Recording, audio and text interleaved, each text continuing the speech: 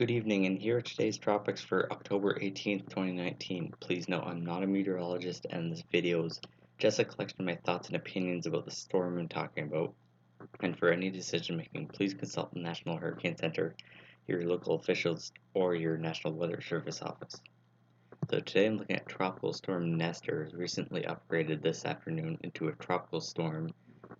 This extratropical forcing that would strengthen Nestor is right now isolated from the actual storm, and it's being supported mostly by convection from the warm water below.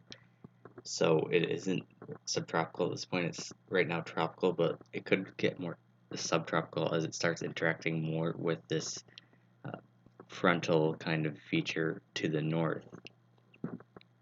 You can see that there's a lot of shear from the west. This burst of convection that was pretty much over the low is now getting moved to the east due to that shear, so it's pretty obvious. And you can see most of this very strong convection to the east is very far to the east, so it's pretty obvious that there's high shear, and it's really causing the system to be lopsided to the east. So there's going to be a lot more impacts on the eastern side of Nestor as it comes into the coast. So you're likely to see more impacts in the Big Bend area despite a landfall closer to the Panhandle, Florida. So looking over at the water vapor, you can see that that upper low is much less defined. There's a bit of one right in this area, but it's a lot less defined than that big upper low that was coming through Texas yesterday evening.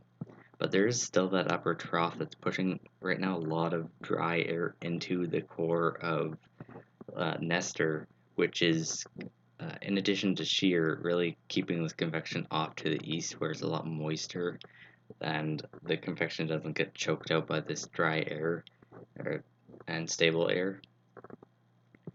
And it's also being amplified by this upper ridge, and the ridge is being amplified as well by this, and this convection down in the Gulf and this scattered convection due to the short wave coming through this area have acted to really weaken a lot of this upper low quite a bit.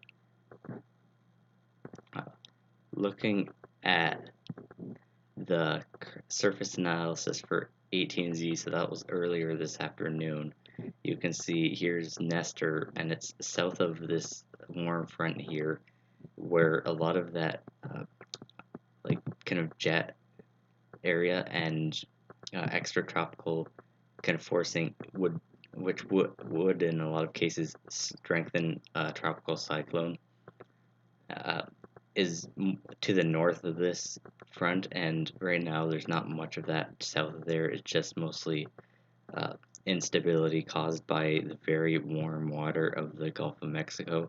So it is tropical, but it will be interacting more with this front, which will make it less tropical as time goes on. The current reconnaissance mission found around 1,000 millibars extrapolated, at least around here, and you can see that there's still a well-defined-ish low. It's kind of broad, and it's not super well defined, but it looks still good enough to continue to be classified as a tropical storm. Curiously, the winds are actually quite high, at least at flight level, even well away from the convection, even up to 50 knots at flight level, again outside of this area of convection. It's probably due to the southwest wind that is southeast of the main low being enhanced by the fast forward motion about 20 knots of this storm. So you are going to see gusty winds even if there isn't convection on that side, just because it is moving so fast, and vice versa here. It's going to be weak because it is moving fast in the opposite direction. So there's a drop sound about an hour ago that suggests it's actually stronger than the estimated pressure.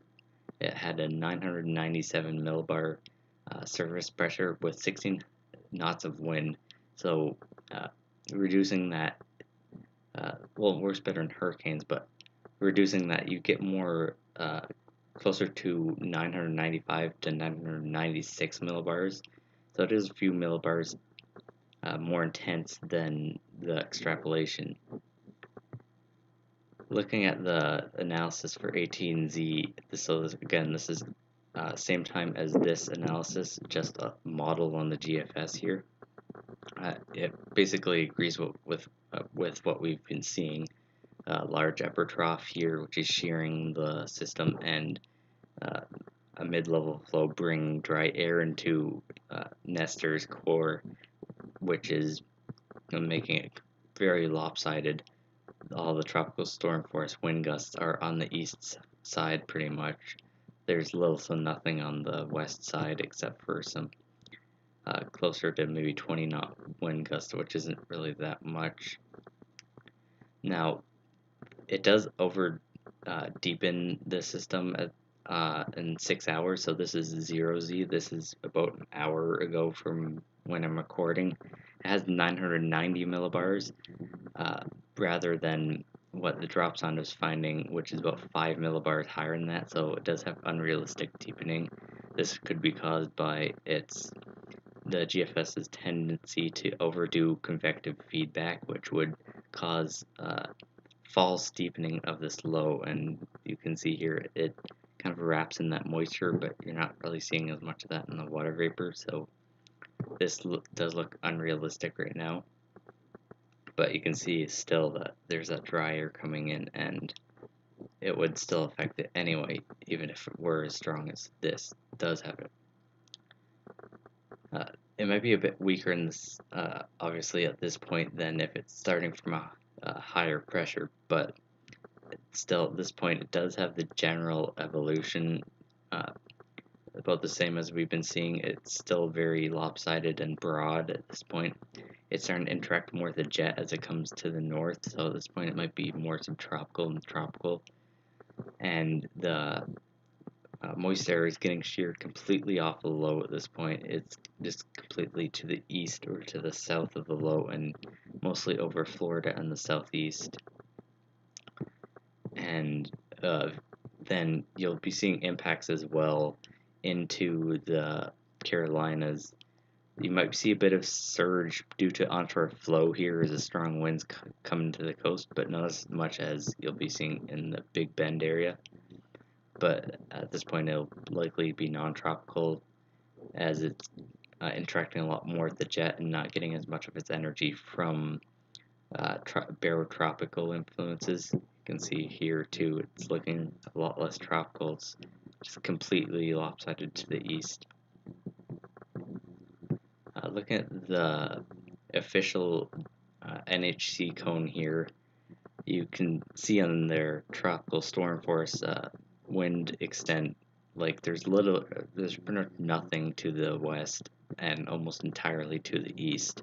So this is going to continue, and as it tracks closer to the Panhandle, you'll see this continue and affect a lot more of the Big Bend area than the western part of the Panhandle. So that's why the tropical storm warnings are extending more to the east. And this wind can be damaging, but the main threat will be the water. There's possibility of some flash flooding in this area and as it goes north, but it's not significant. It's not going to be huge rainmakers. It's moving quite fast, so it won't have a chance to drop a lot of rain. But the big threat here is the surge, as Nestor comes into the coast at a pretty high speed. You're going to see a stronger winds on the southern side, and as I've said a lot of times earlier, it's quite lopsided to the east, so you're going to see the strongest winds in the system anyway into this area. And the coast here is concave, which means it kind of traps the water as it gets pushed in here due to the winds. So this means it's almost like a perfect storm for a lot of surge in this area, and that's why you're getting a storm surge warning in this entire Big Bend region. So that's the biggest threat, right? It looks like a large fetch of water, which will cause some possible flooding if you are in a flood-prone area in this region. Yeah, anyway, that's about it for tonight. If you have any feedback, I'd be happy to hear it, and thanks for watching.